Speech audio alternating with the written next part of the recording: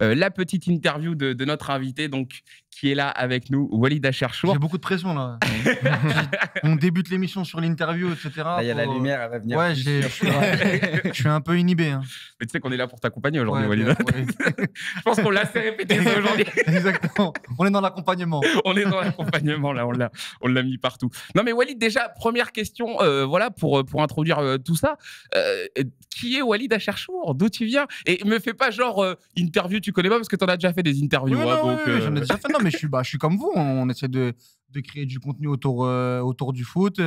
On est des passionnés. On essaie de débattre de ça avec une bande de potes. Voilà, je le fais que ce soit à l'Afterfoot, au WFC, au Club des 5, parce que c'est là où tout a débuté. Ouais. Voilà, on essaie de parler des championnats européens, des matchs qui nous font kiffer toutes les semaines, et on essaie d'avoir un naturel et avec un ton, voilà, un petit ton sympa, et essayer d'aller le plus loin possible dans le débat, quoi, Ouais. d'essayer de s'enrichir mutuellement et de kiffer. Ouais. Et moi, je suis un peu retombé sur cette interview qu'on avait tous vue, qui était sortie sur l'équipe. Hein. Ça, c'était quand même un moment assez fort pour vous, avec Elton Mokolo. Dedans, tu racontes que vous, en fait, vous avez grandi en bouffant des matchs, en mangeant Canal+, partout, limite 13 matchs par jour. Ouais. C'était quoi un petit peu ton enfance à toi? Ah oui, si. Non, mais furieux. ça regardait des matchs. Non, mais nous, on a toujours, enfin par jour, c'était par semaine plutôt. Par semaine, ouais, plutôt. Ouais, parce que par j'avoue, jour. par jour. Je me disais, Par jour, même, C'est possible chronologiquement, c'est-à-dire que tu dois te lever à 2h du mat pour un an de Strasbourg. Ouais. Et là, faut y aller.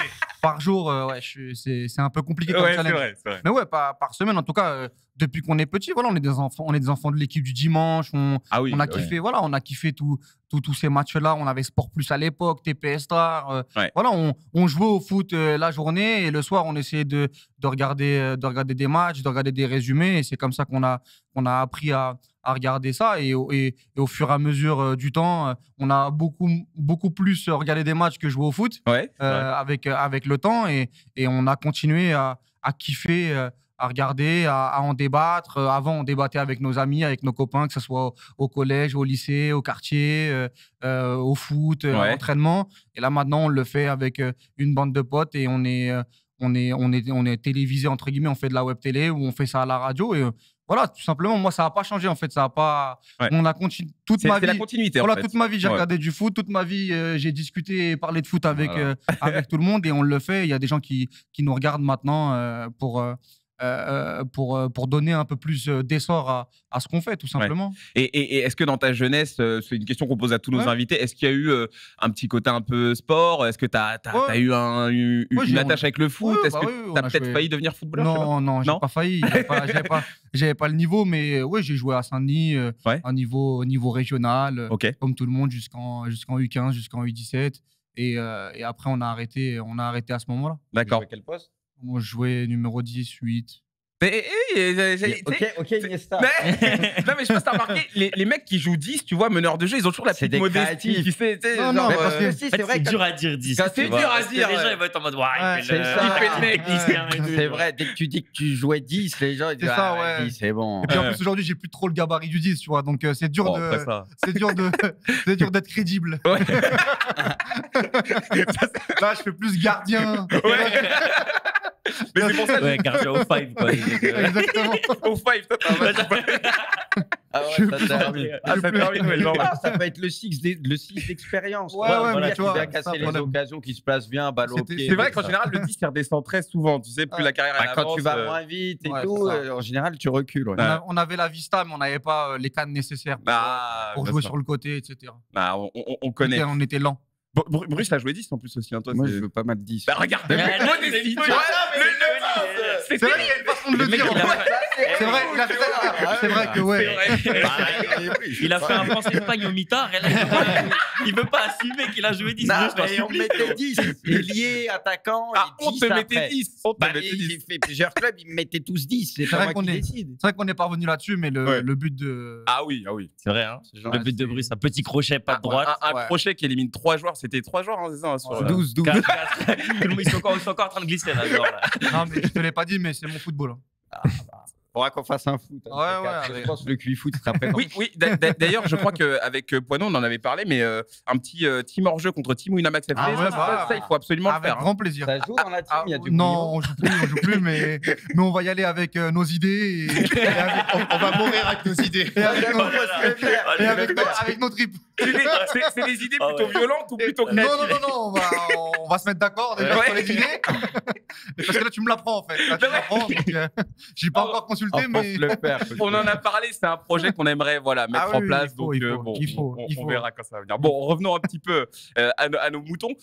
Walid, donc tu en as parlé. Il y a eu le Club des 5 que tu as cofondé. C'est bien ça. À la base, c'était un site? Non, à la base, non. En fait, on a fait une chaîne YouTube directement. Ouais, direct YouTube. Le Club des 5 grands championnats européens. Parce qu'en fait, nous, on estimait qu'en France, on parlait beaucoup de la Ligue 1. Ouais. On était à une époque où la Ligue 1, c'était pas extraordinaire à voir. Ouais. Et nous, je le disais tout à l'heure, mais l'équipe du dimanche ou même l'after-foot, les drôles de dames. Oui, tout à fait. J'écoutais énormément le lundi, moi, quand j'étais petit. Voilà, les réactions des spécialistes en Allemagne, en Angleterre, etc. Donc, les Polo Breitner, tous ces gars-là. Exactement, les Philippe Auclair.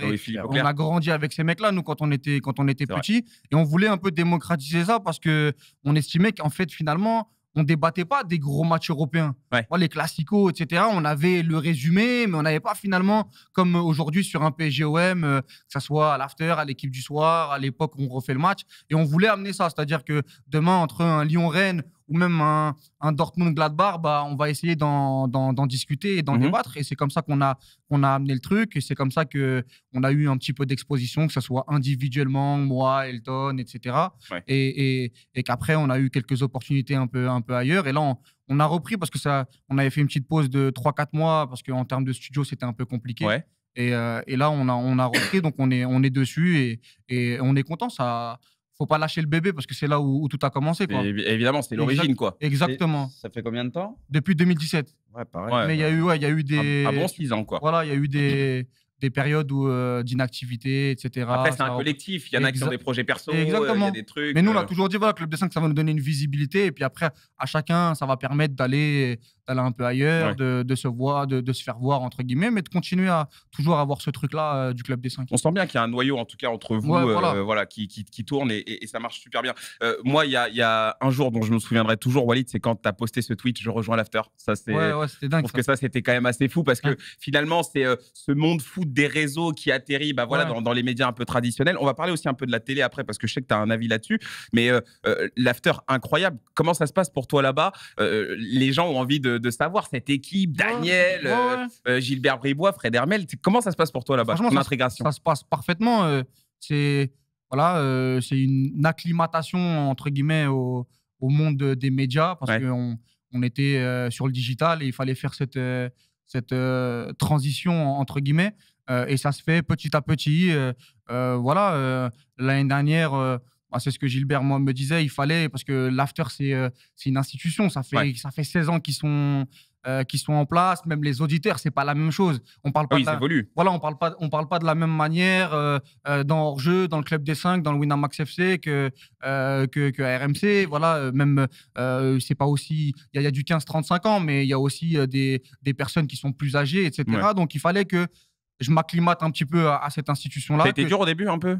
Non, moi, en tout cas, je me suis, entre guillemets, jamais renié. J'ai toujours été naturel, mais il fallait que les gens, voilà, c'est qui ça? Un mec qui parle fort, un mec, qui est différent, en tout cas. Il faut faire sa place. Exactement, il faut faire sa place. Et petit à petit, je trouve que ça se passe très, très bien, que les gens sont contents, en tout cas, à l'intérieur. Moi, que ça soit Oussem, Loussaïev, Daniel, Gilbert, ou même les équipes, ils m'ont très, très bien accueilli. Moi, j'avais peur un petit peu du côté art. Il est, entre guillemets, il était sur le digital. En plus, si je suis arrivé à l'after, c'est qu'on a parlé de moi en bien. Donc, il y a une certaine pression. Ah, c'est lui, en fait, qui parle bien de football, etc. Donc, j'avais peur un petit peu au début de l'acclimatation. Et vraiment, tout s'est bien passé. Et aujourd'hui, je suis dans l'équipe et c'est cool, quoi. C'est top. Ouais, non, mais ça a l'air, en tout cas, de très bien se passer. Et puis même, juste pour terminer, tu as une certaine pression parce que, comme je te disais, là, tu vas à l'after.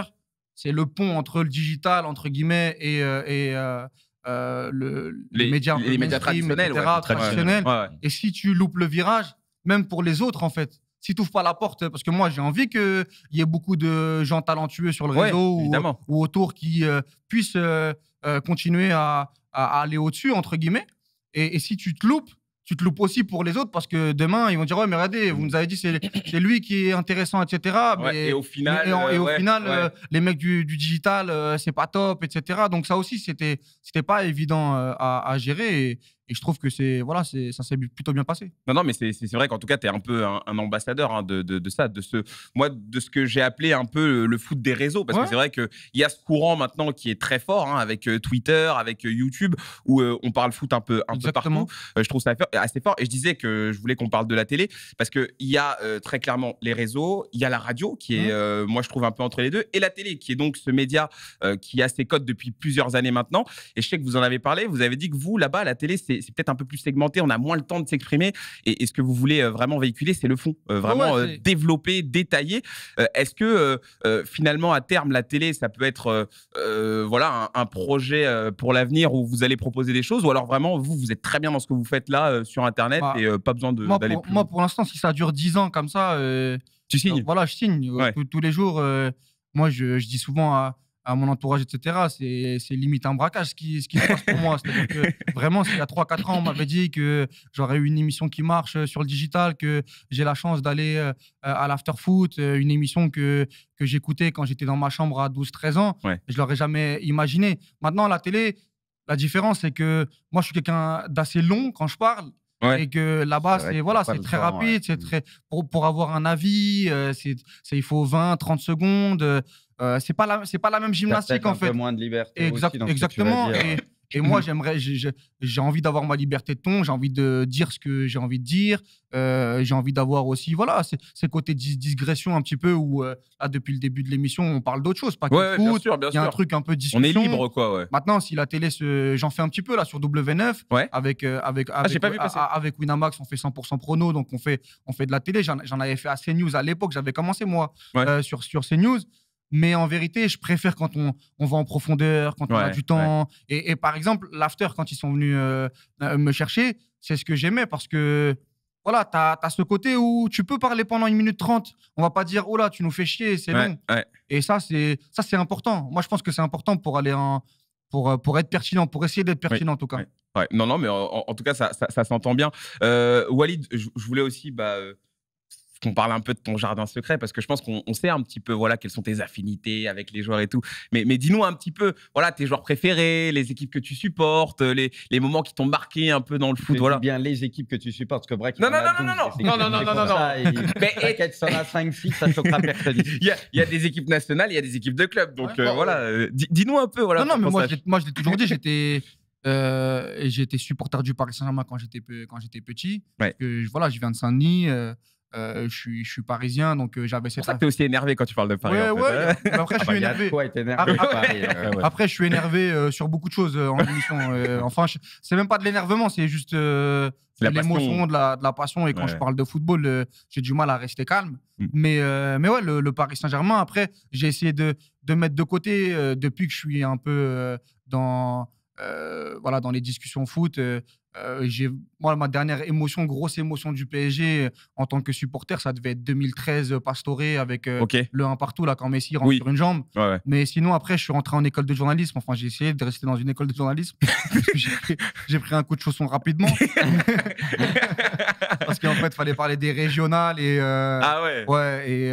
beaucoup de culture. Mais moi, je parlais que de Tony Kroos. De Tony Kroos. Là, tu n'étais pas numéro 10.